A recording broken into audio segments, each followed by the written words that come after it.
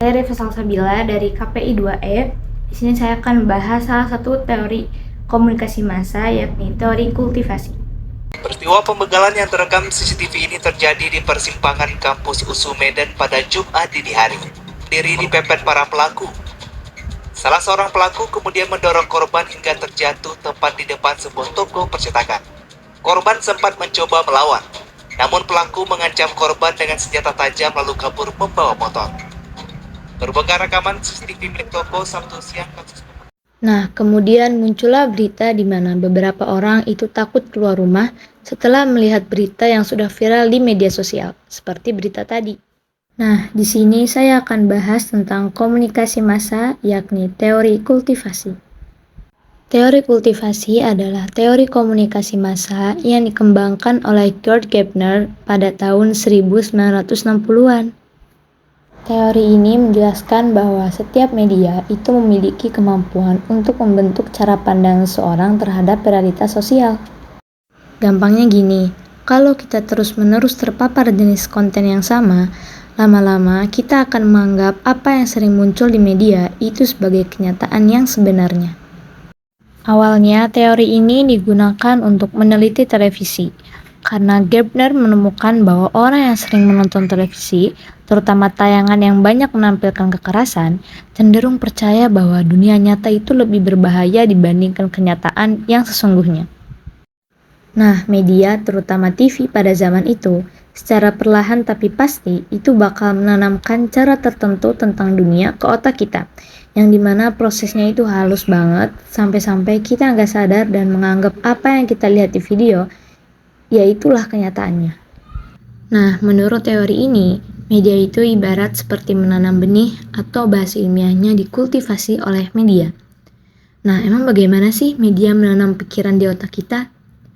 Nah, ternyata mereka itu mempunyai dua jurus andalan.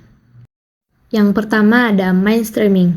Nah, jurus ini itu membuat orang yang berlatar belakang beda, namun jadi punya pandangan yang seragam, seperti digiring ke arus yang sama gitu. Nah, contohnya ada yang hobinya itu menonton sinetron. Nah, karena seringnya orang kaya di sinetron itu mempunyai karakter yang jahat, sombong, dan suka menindas, jadi mereka mempunyai pikiran atau mempercayai bahwa orang kaya di real life atau di lingkungan mereka itu sama seperti yang ada di film. Yang kedua itu ada resonance. Nah, ini tuh pas tontonan yang di media itu klik banget sama pengalaman pribadi kita. Nah, contohnya kita sedang tinggal di kota yang sedang baik-baik saja. Tapi pas nonton berita perampokan yang lokasinya di kota kita, itu tiba-tiba langsung was-was, cemas gitu, sampai panik yang berlebihan. Nah, karena apa? Karena berita yang disampaikan itu nyambung dengan lokasi kita, jadi menimbulkan kepada kita itu kecemasan yang berlipat ganda gitu. Nah, teori kultivasi ini itu masih relevan karena media sosial dan berita online itu menjadi sumber informasi utama bagi banyak orang. Nah, apalagi kita sebagai Gen Z yang hidupnya itu di era digital yang hampir setiap hari itu terhubung dengan media. Seperti bangun tidur buka TikTok, lagi makan nonton YouTube, sebelum tidur buka Instagram. Nah, yang artinya media itu menjadi bagian dari kehidupan sehari-hari kita. Kalau kita tidak kritis, apa yang sering kita lihat itu bisa memengaruhi cara kita memahami dunia. Nah, makanya penting banget yang namanya menyaring informasi, mencari sumber yang terpercaya, dan tidak langsung percaya bahwa semua yang viral di media adalah gambaran nyata dari kehidupan sehari-hari. Karena itu, sebagai pengguna media, kita itu harus lebih kritis dalam menerima informasi agar tidak mudah terpengaruh oleh gambaran realitas yang dibentuk media.